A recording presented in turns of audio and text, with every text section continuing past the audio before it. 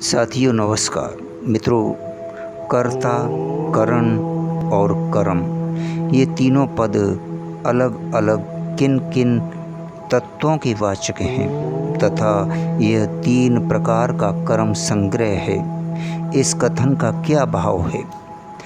साथियों, देखना, सुनना, समझना, स्मरण करना, खाना पीना आदि समस्त क्रियाओं को करने वाले प्रकृति स्थ पुरुष को कर्ता कहते हैं।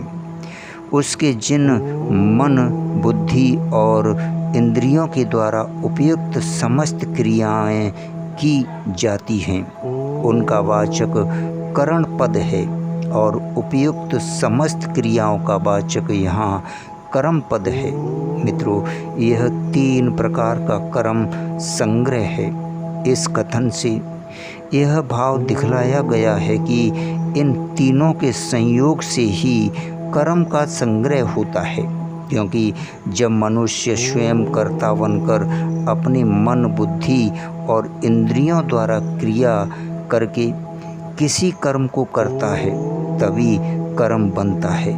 इसके बिना कोई भी कर्म नहीं बन सकता।